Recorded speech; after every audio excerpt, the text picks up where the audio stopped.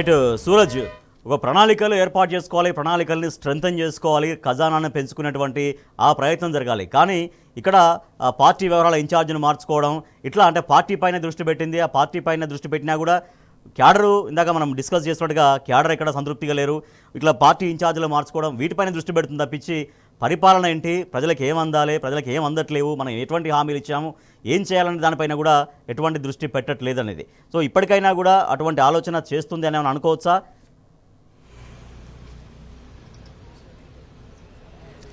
రాజేష్, ఇక్కడ ప్రణాళిక అన్న పదం వాడినప్పుడు ఖచ్చితంగా ప్రణాళికను అనుసరించాల్సిన బాధ్యతలు రాష్ట్ర ప్రభుత్వాలపైన ఉంటాయి. ఈ ప్రణాళికలో భాగంగానే అంటే ఆర్థిక ప్రణాళికలో భాగంగానే బడ్జెట్ అనే దానికి సంబంధించిన ఒక కాన్సెప్ట్ తెరపైకి వస్తుంది. ప్రతి ప్రభుత్వం కూడా ఆ ఆర్థిక సంవత్సరానికి ఒక బడ్జెట్ను కూర్పు చేసుకొని శాసనసభలో ప్రవేశపెట్టి దాన్ని ఆమోదం పొందిన తర్వాత ఆ బడ్జెట్ను అమలు చేసే ప్రయత్నాలు చేస్తుంది. అయితే ఈసారి ప్రభుత్వం తెలంగాణలో బడ్జెట్ అంచనాలు పూర్తి స్థాయిలో తప్పిందనే చెప్పాల్సి ఉంటుంది. నిజంగా అంచనా వేసిన దానికి యాక్చువల్స్ కు చాలా భారీ వ్యత్యాసం ఉన్నట్టుగా కూడా ఆర్థిక విశ్లేషకులు గమనిస్తున్న పరిస్థితి చాలా స్పష్టంగా కనిపిస్తున్నాయి. ఇప్పటి వరకు 60-64% కూడా ఇంకా యాక్చువల్స్ ను అచీవ్ చేయలేదు అని చెప్పేసి కూడా ఒక వాదన బలంగా తెరపైకి వస్తుంది. ఇక నికర ఆర్థిక లోటు చూసుకుంటే కనుక గతంలో ఎన్నడూ లేని విధంగా ఆల్ టైమ్ లోకి చేరుకున్న పరిస్థితులు చాలా స్పష్టంగా కనిపిస్తున్నాయి. -8,758 పర్సెంటేజ్గా ఇది ఉన్న పరిస్థితులు. అంటే ఇప్పుడు కాగ్ రిపోర్ట్ జనవరి నివేదిక చూసుకుంటే కనుక ఆర్థికంగా పూర్తిగా అధోగతి పాలైంది తెలంగాణ రాష్ట్రం అని చెప్పేసి వాళ్ళ గణాంకాలు, వాళ్ళు సబ్మిట్ చేసిన గణాంకాలను బట్టే తెలుస్తుంది. అంటే ఆర్థిక క్రమశిక్షణ లేకపోవడము, సరైన ఆర్థిక విధానాలను అవలంబించకపోవడము, ఇంకా చూసుకుంటే కనుక రాష్ట్రానికి రావాల్సిన రెవెన్యూలో పెద్ద ఎత్తున కోత పడుతుందని చెప్పాల్సి ఉంటుంది. వస్తు సేవల్లో కొద్దిపాటిగా ఏదో కలిసి వస్తున్న పరిస్థితులు ఉన్నా కానీ రిజిస్ట్రేషన్ల శాఖ నుంచి పూర్తిగా ఇక్కడ ఆదాయం తగ్గిపోయిందని చెప్పాల్సి ఉంటుంది. అటు ఎక్సైజ్ శాఖ నుంచి కూడా కొంత ఆదాయం తగ్గిపోయిందని చెప్పేసి కూడా ప్రభుత్వ ఆర్థిక గణాంకాలను బట్టి తెలుస్తున్న పరిస్థితులు ఉన్నాయి. స్టాంపులు రిజిస్ట్రేషన్ల శాఖ నుంచి అయితే దారుణంగా ఈ ఇన్కమ్ పడిపోయిందని చెప్పేసి దీనికి ప్రధానంగా రియల్ ఎస్టేట్ వ్యాపారం దెబ్బతినడము, ప్రభుత్వం అనుసరించిన డ్యామేజింగ్ విధానాల వల్లనే ఈ పరిస్థితి తలెత్తడం ప్రధానంగా చర్చనీయాంశం అవుతున్న విషయం తెలిసింది. హైడ్రా లాంటి సంస్థలను ఏర్పాటు చేసి పూర్తిగా విధ్వంసాలకు పాల్పడడం, రాజధానిలో ప్రజలను భీతావలం చేయడం, వాళ్ళను భయాందోళనకు గురి చేయడం వల్ల రియల్ ఎస్టేట్ రంగం పూర్తిగా కుదేలైపోయింది. అమ్మకాలు కొనుగోలు పూర్తిగా పడిపోయాయి. తద్వారా స్టాంపులు రిజిస్ట్రేషన్ల శాఖ ఆదాయం పడిపోయింది.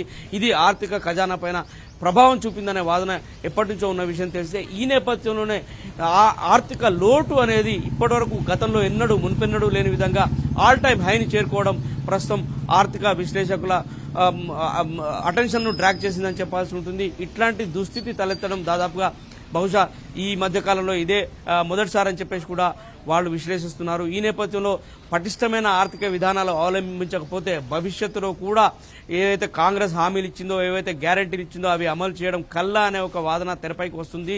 ఈ నేపథ్యంలోనే కాంగ్రెస్ పాలకులు ప్రజలకు గ్యారంటీలను కానీ హామీలను కానీ అందివ్వలేకపోతున్నారనే ఒక వాదన బలంగా వినిపిస్తున్న క్రమంలో రాజకీయంగా పెద్ద ఎత్తున దెబ్బ పడబోతుంది కాంగ్రెస్ పార్టీ పైన అనే విశ్లేషణ కూడా వినిపిస్తున్నాయి. రాబోయే రోజుల్లో స్థానిక సంస్థల ఎన్నికలున్నాయి, ఇంకా అనేక రకాల కాంగ్రెస్ పార్టీ ముందుకు వెళ్లాల్సిన పరిస్థితులు ఉన్నాయి. వీటన్నిటి నేపథ్యంలో ఈ ప్రభుత్వం ప్రస్తుతం అవలంబిస్తున్న విధానాల్లో ప్రజా వ్యతిరేకతను మూటకట్టుకుంటున్న అపవాదు ప్రస్తుతం చాలా స్పష్టంగా కనిపిస్తుంది. ఈ పరిస్థితిలో ఎట్లాంటి ఆర్థిక విధానాలను అవలంబిస్తే ఇవాళ రాష్ట్రం గట్టెక్కే పరిస్థితి ఉంటుంది, దేశంలో తలెత్తుకునే పరిస్థితి ఉంటుందనే దానికి సంబంధించిన ఆ విశ్లేషణ ప్రభుత్వం సమాలోచనలు జరుపుతోంది. ఇప్పటికే ముఖ్యమంత్రి రాను ఢిల్లీ పోను ఢిల్లీగా మారుతున్న పరిస్థితులు, ప్రతి నిర్ణయాన్ని కూడా అధిష్టానం నుంచి తీసుకోవాల్సిన పరిస్థితి. ఇవాళ రాష్ట్రానికి కొత్త కాంగ్రెస్ వ్యవహారాల ఇన్ఛార్జ్ నియామకం జరిగింది. ఇవాళ ఆమెతో కూడా సమావేశం జరిగింది. ఇట్లా ఏదున్నా కానీ హైకమాండ్ నుంచి పర్మిషన్ తీసుకుంటే కానీ ముందుకు వెళ్లలేని పరిస్థితి. మరోవైపు కేంద్రం నుంచి సహకారం కావాలని చెప్పేసి ముఖ్యమంత్రి నిన్న ఢిల్లీకి వెళ్లి వేలాది కోట్ల రూపాయల సాయం అర్థించిన పరిస్థితి కనిపించింది.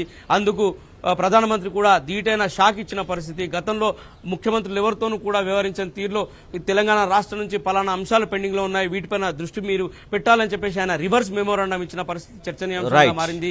మొత్తానికి రేవంత్ ఢిల్లీ పర్యటన ఒక రకంగా వైఫల్యమనే చెప్పాల్సి ఉంటుంది. రాజేష్.